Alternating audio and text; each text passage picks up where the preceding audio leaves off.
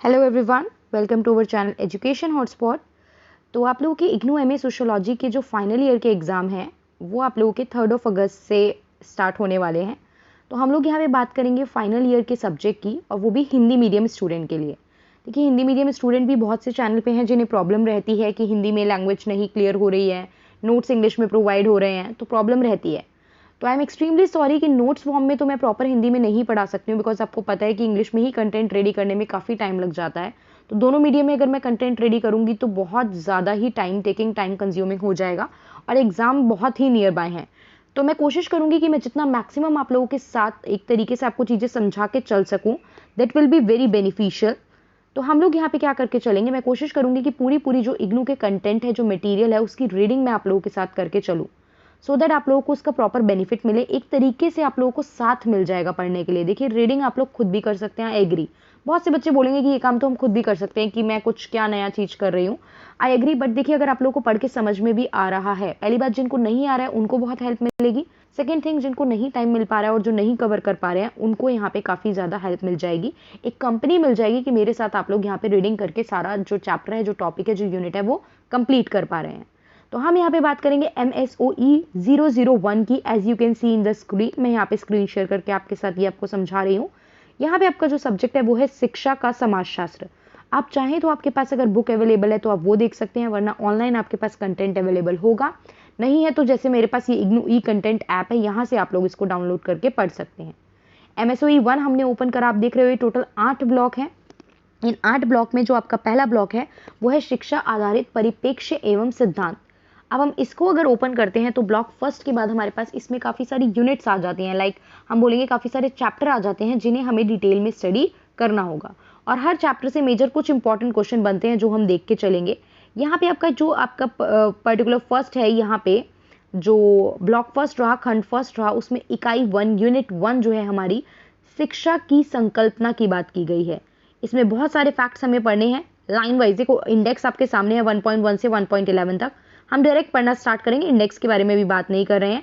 सीधा सीधा यहाँ पे आपको प्रस्तावना बताई गई है। पहली बात तो यहाँ पे आपका इस चैप्टर में आपके बेसिक डिफरेंस, एक वर्ड होता है साक्षरता और एक वर्ड होता है शिक्षा। इन दोनों के बीच में क्या डिफरेंस है, शिक्षा के अलग अलग एस्पेक्ट क्या हैं, उस बारे में बात की जाएगी। और आपस में शिक्षा और शिक्षा आपको क्या मूल्य सिखा रही है, उनके बीच में क्या रिलेशन है, ये सब इस चैप्टर में बात की जाएगी। तो हम प्रस्तावना की बात करें तो यहाँ पे प्रस्तावना में बताया गया है कि देखो, कितनी इंपॉर्टेंट शिक्षा आपके लिए है। ये सब आप बहुत छोटे से सुनते आ रहे हो। अच्छे नंबर नहीं आए, नंबर क्या, नॉलेज नहीं होगी तो आगे कैसे काम चलेगा, पढ़ाई कैसे करोगे, आगे एडमिशन कैसे मिलेगा, जॉब कैसे मिलेगी, एक अच्छी लाइफ कैसे ले पाओगे। टाइम टू टाइम हमारे पेरेंट्स, हमारे गार्जियन, हमसे बड़े लोग, मतलब हर सोसाइटी में बहुत सारे तरीके से ये बात हमें समझाई जाती है। तो शिक्षा की जो रिलेवेंस है, शिक्षा का जो उपयोगिता है या जो इसके फायदे हैं, ये हमें बहुत पहले से ही हमारे माइंड में सेटअप हो रखे हैं। आप देखो, आप ग्रेजुएशन करने के बाद you are here for post graduation. आप अपनी स्टडी को, अपनी शिक्षा को इन्हांस ही तो कर रहे हैं ना। तो ये चीज़, इसकी इंपॉर्टेंस हमें पता है कि क्यों हायर स्टडीज़ और आगे पढ़ना हमारे लिए बहुत ज़्यादा ज़रूरी है। तो प्रस्तावना में यही बताया है यहाँ पे, और फिर आगे बताया है कि शिक्षा में क्या चीज़ें हैं यहाँ पे, साक्षरता और शिक्षा को लेके। क्लियर? शिक्षा में बहुत सारी चीज़ें जाती है। देखो, आप जो ये पढ़ रहे हो ये भी शिक्षा है, प्लस कोई म्यूजिक सीख रहा है वो भी शिक्षा है, कोई डांस सीख रहा है उसको भी हम शिक्षा के फॉर्म में ही काउंट करेंगे। तो शिक्षा के बहुत सारे आयाम होते हैं जहाँ जो यहाँ पे हम आगे देखेंगे। शिक्षा सिर्फ एक पर्टिकुलर चीज़ तक सीमित नहीं है, शिक्षा के बहुत सारे आयाम होते हैं जो हम प्रॉपर्ली आगे स्टडी करके चलेंगे। अब आगे आपसे बात की गई है 1.2 में, ये आप रीड कर सकते हैं 1.1 को पूरा, इसमें इतना ज़्यादा कुछ खास इंपॉर्टेंट नहीं है। 1.2 में आपके साथ पूरा रीड करूंगी, दैट इज शिक्षा और साक्षरता। शिक्षा और साक्षरता की बात की जाए तो देखो, शिक्षा होता क्या है, मैं नॉर्मली आपको समझाती हूँ, फिर वर्ड टू वर्ड यहाँ पे रीड करेंगे। शिक्षा इज एजुकेशन, राइट, और साक्षरता आपकी लिटरेसी होती है। तो लिटरेसी की अगर मैं बात करूँ तो 7 साल और 7 साल से ऊपर के जितने भी बच्चे, बड़े बुजुर्ग जो भी हो गए, जो लिखना पढ़ना जानते हैं, जो बेसिक चीज़ें, नाम और कुछ भी बेसिक से बेसिक चीज़ लिखना पढ़ना जानते हैं, वो साक्षर कहलाते हैं। ठीक है, सिर्फ लिखना पढ़ना भी जानते हैं, कोई ज़रूरी नहीं है स्कूल गए हैं, अब उनके पास मार्कशीट है, उन्होंने आगे ग्रेजुएशन पोस्ट ग्रेजुएशन किया, नथिंग, बस वो लिखना पढ़ना जानते हैं 7 और उससे अबव के लोग, तो वो साक्षर कहलाते हैं। वहीं शिक्षित में क्या हो जाता है, प्रॉपर एजुकेशन डिग्रीज की बात होती है। आप 10th करिए, आपने 12th करिए, आप आगे ग्रेजुएशन पोस्ट ग्रेजुएशन कोई प्रोफेशनल कोर्स कर रहे हो, तो ये सारी चीज़ें किस में काउंट होती हैं, शिक्षा में। शिक्षा एक तरीके से किसी पर्टिकुलर व्यक्ति विशेष का पूरी तरीके से विकास होना, ठीक है। ओवरऑल डेवलपमेंट की बात होती है, पूर्ण रूप से विकास होना की बात होती है किसमें, शिक्षा में। अब यहाँ पे पढ़ लेते हैं वर्ड टू वर्ड इन्होंने क्या बोला। एज आई मेंशन कि देखो नहीं अवेलेबल है भी बहुत सारी चीजें, I do not have pen tab, मैं चाहूँ तो लैपटॉप में कर सकती हूँ और मैं कुछ चीजें अंडरलाइन कर सकती हूँ माउस की हेल्प से, बट माउस की हेल्प से अंडरलाइन करने का I don't think there is मतलब कुछ लॉजिक है। आप देख लीजिए, मैं पढ़ रही हूँ, समझा रही हूँ, अगर ये चीज़ वीडियो बेनिफिशियल लग रही है तो लेट मी नो, मैं इस तरीके से आगे जल्दी जल्दी सारे कंप्लीट करा दूंगी। और बेनिफिशियल नहीं लग रही है तो भी मुझे बताइए, तो मैं इसको स्टॉप कर दूंगी। That is up to you, अगर आप लोग बोलेंगे तो मैं इसको कंटिन्यू करूंगी आगे। MSOE 1 2 3 4 MPS वगैरह मैं सारे कंप्लीट करके आपको बहुत जल्द within a week I will try मैं आपके सारी यूनिट इस तरीके से कंप्लीट करा दूँ, ठीक है। पहली वीडियो है इसलिए थोड़ी सी बातें कर रही हूँ, अगर आपको पसंद आएगी और कुछ स्टूडेंट भी आप बोलते हो कि इसे कंटिन्यू करना है, देन आगे की वीडियो से सिर्फ मतलब कुछ भी बात नहीं होगी, सिर्फ सारी रीडिंग करके हम टॉपिक कवर अप करेंगे। अब यहाँ पे हमारे पास क्या बात की गई है, हम देखते हैं शिक्षा जो वर्ड है इसकी उत्पत्ति कहाँ से हुई है। एक लैटिन लैंग्वेज के वर्ड एड्यूकेयर से हुई है, जिसका मतलब होता है पढ़ना लिखना, आगे बढ़ना या फिर विकसित करना। इसलिए सिंपल भाषा में अगर शिक्षा का मतलब हम लोग देखें तो पढ़ाने लिखाने की प्रक्रिया और मनुष्य को समाज में परिपक्व मतलब कैसे चीज़ों के लिए रिस्पॉन्ड करना है। हम कहते हैं ना कि आप लोग अगर शिक्षित होगे तो ज़्यादा बेटर तरीके से चीज़ों को जान पाओगे, समझ पाओगे, रिएक्ट कर पाओगे। वयस्क सदस्यों के रूप में विकसित करने की प्रक्रिया, मतलब आपको हम एक प्रॉपर वयस्क मतलब एक डेवलप्ड पर्सन जो है वो बना पा रहे हैं, एक मेच्योर पर्सन, एक इंडिविजुअल जो है वो बना पा रहे हैं। इस बात में कोई डाउट नहीं है, शंका नहीं है कि इस शब्द का अर्थ और इसका प्रयोग उद्योगवाद की प्राप्ति तथा उद्योगवाद जो आपको उद्योगवाद था मतलब इंडस्ट्रियलाइजेशन था उसकी प्राप्ति तक व्यापक और क्या था, सामान्यीकृत था, मतलब बहुत ज़्यादा एक्सपेंडेड नहीं था। लेकिन पीटर्स बताते हैं कि उद्योगवाद का जब उदय हुआ, जब इंडस्ट्रियलाइजेशन बढ़ा, एक तरीके से लोगों में क्या आया, साइंटिफिक टेम्परमेंट आया, लोग सोचने लगे, लोगों में कौशल आने लगा, काम करने की स्किल्स आ गई, मशीन को यूज़ करके कैसे प्रोडक्शन करना है लोगों ने ये सीखना स्टार्ट करा। तो इस वजह से लोगों की अलग अलग संस्थाओं को मतलब ऐसी चीज़ें सीखने की भी मांग बढ़ने लगी। और जब सीखने की मांग बढ़ी तो इस सिखाने वाले इंस्टीट्यूशन, ऐसे बहुत सारे औपचारिक जो इंस्टीट्यूशन थे, जो साधन थे, वो भी उत्पन्न हुए, जिन्हें आप क्या बोलते हो, स्कूल बोलते हो, विद्यालय बोलते हो। ये चीज़ यहाँ पे बताने की कोशिश की है। इसके रिजल्ट में, इसके फलस्वरूप हुआ क्या, प्रशिक्षण के रूप में शिक्षा की स्टार्टिंग हुई। शिक्षा की आरंभिक संकल्पना का संबंध विद्यालयों से जुड़ गया कि आप जाओगे, एक जगह होगी जिसे आप विद्यालय स्कूल बोलोगे, वहां पे आप प्रॉपर एजुकेशन लोगे, ट्रेनिंग लोगे, स्किल सीखोगे एंड देन फिर उसको प्रैक्टिकल नॉलेज के फॉर्म में अप्लाई करोगे। आपने व्यापक संभावित रूप में शिक्षा का अर्थ मनुष्य का क्या क्या चीजें हैं, मॉरालिटी, आप अगर ब्राइब ले रहे हो, आप अगर किसी के साथ गलत कर रहे हो तो आप कहाँ से लिटरेट कहलाओगे, ठीक है। आप अपने बेनिफिट के लिए समाज में 200 लोगों का नुकसान कर दो तो वो चीज़ कहाँ से ठीक है। तो यहाँ पे शिक्षित तभी कहलाओगे जब आपका नैतिक तरीके से, बौद्धिक तो इंटेलेक्चुअल लेवल तो ग्रो करे ही करे, नैतिक, बौद्धिक और आध्यात्मिक विकास है। मैंने बोला शिक्षा मतलब ओवरऑल डेवलपमेंट, पूर्ण रूप से विकास हो रहा है। पूर्ण रूप मतलब क्या, नैतिक भी, भौतिक भी, आध्यात्मिक भी, हर तरीके से एक जो इंडिविजुअल है वो क्या कर रहा है, व्यक्ति है वो ग्रो कर रहा है, वो उसका विकास हो रहा है। हम देख सकते हैं कि मनुष्य के सर्वांगीण विकास मतलब सर्वांगीण मतलब ओवरऑल विकास के रूप में शिक्षा जो है वो क्या है, अलग, थोड़ा सा बाकी प्रशिक्षण से अलग हटके है। और ये कब उभरी, 19वीं शताब्दी में इसका ज़्यादा रूप हमें देखने को मिला, जब औद्योगिकरण और आपका मॉडर्निटी वगैरह के कंसेप्ट हमें देखने को मिल रहे थे। इसलिए यहाँ पे आपको ये चीज़ पढ़ाई जा रही है। शिक्षा की प्रक्रिया में परिवार के सदस्य, नातेदार और समूहों के साथ वृद्धि करते समय स्पष्ट अनुदेशों या अंतर्निहित निषेधों के माध्यम से विशिष्ट गुण और विशेषताओं का संवर्धन शामिल है। कितनी मुश्किल लगी ना ये लाइन, बट सिंपल सी बात बताइए। देखो आप घर से भी, बच्चा स्कूल जाने से पहले बच्चे का पहला जो स्कूल होता है या पहली टीचर होती है उनकी मदर कहलाती है, कि वो घर से काफ़ी कुछ सीख रहा है बच्चा। आप किस फैमिली में हो, वहाँ पे किस तरीके के रूल्स चल रहे हैं, नॉर्म्स चल रहे हैं, क्या रिचुअल फॉलो होते हैं, ये सब आप घर से सीखते हो। तो वही चीज़ सोशलाइजेशन जो है, समाजीकरण जो है, वो कहाँ से शुरू हो जाता है, घर से शुरू हो जाता है। तो समाजीकरण के साथ ही बच्चा जब सोसाइटी में कैसे रिएक्ट करना है ये अपने घर से सीख रहा है, जहाँ उसे सिखाया जाता है कि आपको बड़ों के फीट टच करना है, आपको बड़ों को विश करना है। सबके अपने रिचुअल होते हैं, किस किस तरीके से विश करते हैं, तो सबको अलग अलग तरीके से ये चीज़ें बताई जाती हैं। तो वो समाजीकरण की प्रक्रिया कहलाती है। तो उसमें एक इंपॉर्टेंट रोल कौन प्ले करता है, परिवार। स्कूल प्ले करता है, परिवार प्ले करते हैं, आपके आसपास के लोग प्ले करते हैं, जो हमें सिखाते हैं जो कि किस तरीके से हम समाज में रिस्पॉन्ड करेंगे चीज़ों को लेके। तो ये समाजीकरण की बात है। आगे यही बताया है कि बच्चे क्या करते हैं, इसी वजह से शायद शिक्षा के क्षेत्र में ये दोनों बातें विद्यालयों में बच्चे जो सीखते हैं और समाजीकरण के भाग के रूप में परिवारों में जो रहकर वो सीखते हैं, उन्हीं का समावेश शिक्षा कहलाता है। ठीक है, अगर आप स्कूल में जाके बहुत कुछ सीख रहे हो बट आपके घर का माहौल नहीं है, घर में लोग ऐसे हैं, रोज लड़ रहे हैं, गाली देके बात कर रहे हैं, एब्यूजिव वर्ड यूज कर रहे हैं, then you will learn that, आप वही चीजें सीखोगे। तो वो दोनों चीजों का समावेश जो है वो प्रॉपर अगर अच्छे से हो तो प्रॉपर शिक्षा जो है वो इंसान क्या कहलाएगा, शिक्षित कहलाएगा। आगे बात है, अधिक स्पष्ट शब्दों में अगर बात करें तो पीटर ने बोला है, यदि भी 19वीं शताब्दी के पहले संस्कारी व्यक्ति के आदर्श रूप का जो चलन था, जो भी पहले चला आ रहा था 19वीं शताब्दी से पहले, वह सुस्पष्ट प्रशिक्षण और अनुदेशों का उत्पाद माना जाता था, जबकि शिक्षित मनुष्य का अर्थ इस तरह के आदर्श की ओर ध्यान आकृष्ट करना नहीं था। मतलब हम पहले जो बिल्कुल रिचुअल और सारे धर्म पूजा पाठ इन सबको मानने वाले ये बात की जा रही है, सिर्फ ये शिक्षा नहीं थी, अब शिक्षा के आयाम बदल रहे थे। अब शिक्षा का मतलब काफी सारी चीजें और एक्सपेंडेड हो गई हैं। उनके पास संकल्पना थी कि उन्हें शिक्षित शब्द का प्रयोग इन अधिछवियों के साथ नहीं किया जाए। शिक्षा की प्रक्रियाओं का कोई क्रम नहीं है, मतलब ऐसा नहीं है कि ये सीक्वेंस इस तरीके से रहा है। ठीक है, पुनः जागरण कालीन, पुनः जागरण मतलब रिनाइंसेंस की एज, जब लोगों में बदलाव आ रहा था, लोग मॉडर्निटी की तरफ जा रहे थे, पुराने रीति रिवाज रूढ़िवादी जो प्रक्रिया थी उनको बदलने की बात कर रहे थे। तो जब ये चीजें बदलने की बात होती है, उस पूरे इरा को क्या बोला, पुनः जागरण इरा बोला गया। इंडिया में नहीं आया था पहले, बाहर से ट्रैवल करके धीरे धीरे जगहों पे फैला है। तो यहाँ पे पुनः जागरण कालीन मानवतावादियों ने अन्य संस्थापित भाषाओं की तरह लैटिन सीखने पर भी यहाँ पे जोर देना स्टार्ट किया, और शिक्षित व्यक्ति वो माना गया जिसे लैटिन और क्लासिक भाषाओं की प्रवीणता हासिल है। मतलब धीरे धीरे इसके आयाम बदले हैं। आज जो शिक्षा है जरूरी नहीं है शुरू से शिक्षा का मतलब वही था। पहले माना जाता था जिस इंसान को लैटिन लैंग्वेज की नॉलेज है और बहुत अलग क्लासिकल लैंग्वेज की नॉलेज है, वो इंसान शिक्षित है। ठीक है, और बाकी जो पुनर्जागरण काल के शिक्षक हैं उनका मानना था कि जो भी आपके शिक्षा वाले बच्चे हैं, इनके जो मस्तिष्क वगैरह हैं, यहाँ पे क्या होगा, जो मानव केंद्रित विचारों को विकसित करेगी। मतलब जो भी आपके थॉट प्रोसेस है, यहाँ पे हम बात करेंगे थॉट प्रोसेस के डेवलपमेंट की, ये बात यहाँ पे चल रही थी।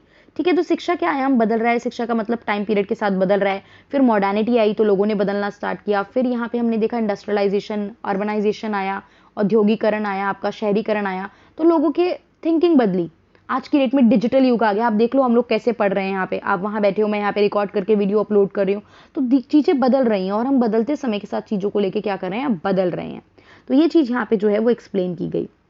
आगे बताया है 1423 की अगर हम बात करें तो प्रिंटिंग प्रेस का आविष्कार हुआ, जिसने बहुत बड़ा योगदान दिया शिक्षा की फील्ड में। क्योंकि देखो प्रिंटिंग प्रेस से चीजें प्रिंट हुई, लोगों के बीच पहुंची, लोगों ने पढ़ना स्टार्ट किया और लोगों को नॉलेज होनी स्टार्ट हुई, तभी ज्यादा से ज्यादा लोग उस चीज को पढ़ पाए। मैं अगर बोल के कोई बात बताऊंगी लिमिटेड लोगों तक पहुंचेगी, लेकिन वही चीज छप गई तो वो लंबे समय तक लोग ज्यादा से ज्यादा उसे पढ़ पाएंगे। तो किताबें और मुद्रित सामग्री अब लोगों को आसानी से उपलब्ध हो जाती थी, इससे शिक्षा का धीरे धीरे विस्तार होने लगा। सिंपल सी बात है। 16वीं और 17वीं शताब्दी के जो भी प्रोटेस्टेंट सुधार थे, देखो दो पार्ट में डिवाइडेड थी ना बाहर की आपकी सोसाइटी, जो क्रिश्चियन वाला पार्ट था, कैथोलिक लोग होते थे और प्रोटेस्टेंट लोग होते थे। तो प्रोटेस्टेंट लोग जब सुधारक मतलब अपने लिए डिमांड कर रहे थे चीजों को लेके, तब उन्होंने क्या अपने राइट्स की डिमांड कर रहे थे, ये सब चीजों की डिमांड बाहर चल रही थी, तो उन्होंने शिक्षा का विस्तार किया। देशी भाषाएं जो भी होती थी, देशी भाषाओं को वर्नाकुलर लैंग्वेज भी बोला जाता है, वो भी आपके स्कूल में विद्यालयों में पढ़ाई जाने लगी और लिखाई जाने लगी। ठीक है, वर्नाकुलर मतलब जो आपके लोकल एरिया की लैंग्वेज है। ठीक है, अलग अलग स्टेट में अलग अलग लैंग्वेज फेमस है, तो वो स्टेट में उस लैंग्वेज में इंक्लूड होती है ना चीजें। पंजाब में जाओगे तो पंजाबी एक सब्जेक्ट मिल जाएगा, साउथ में आपको अलग अलग लैंग्वेज में सब्जेक्ट मिल जाएंगे।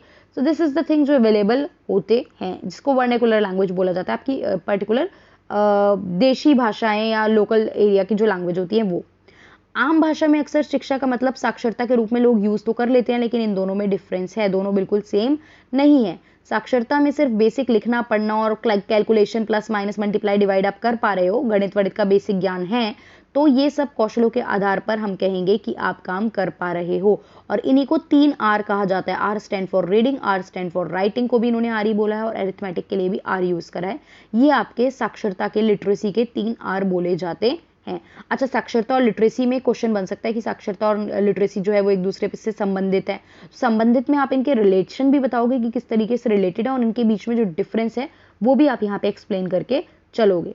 तो अगर आपको इतनी बेसिक नॉलेज है रीडिंग राइटिंग और अरिथमेटिक की, तो आप क्या कर सकते हो, कुछ ना कुछ काम कर सकते हो, रोजी रोटी कमा सकते हो। रोजी रोटी कमाने के लिए कई बार इस एरिया में, मेरे एरिया में जॉब नहीं है, तो लोग प्रवास करके माइग्रेट करके दूसरी जगह भी चली जाते हैं। तो ये सारी चीजें क्या कहलाती हैं, साक्षरता कहलाती हैं। अब अपनी स्थापना के समय यूनेस्को जो थे उसने क्या करा, उसने प्रयास किया कि ज्यादा से ज्यादा राष्ट्रों में जनता को पढ़ना लिखना आ सके। जो आपकी यूनेस्को एसोसिएशन है, ठीक है, यहाँ पे इसने कोशिश अब यूनेस्को की फुल फॉर्म आप लोग मुझे कमेंट करके बताएंगे कि क्या फुल फॉर्म है, ठीक है।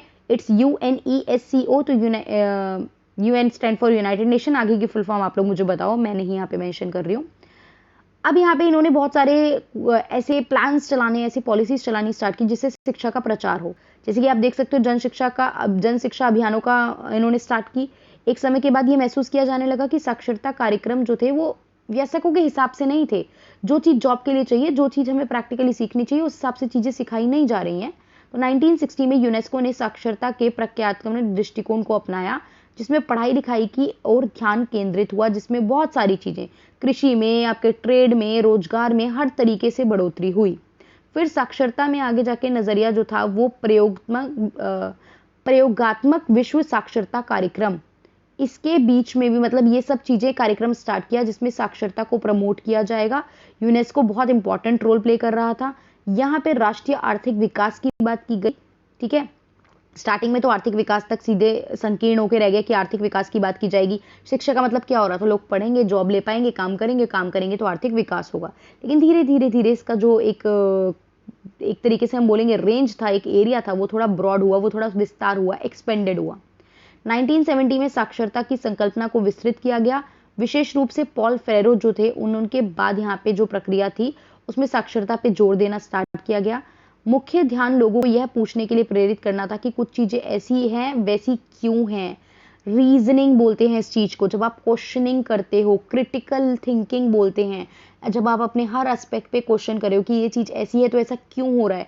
हम आज सोशियोलॉजी पढ़ रहे हैं तो कैसे पढ़नी स्टार्ट की, सब्जेक्ट के रूप में कब आया, ये सारी चीजें जो थी पॉल फेरो ने ये चीज बोला। और यहाँ पे उन्होंने बात की पॉल फेरो ने कि आपको मतलब थिंकिंग करनी है, आपको सोचना है चीजें ऐसी क्यों हैं।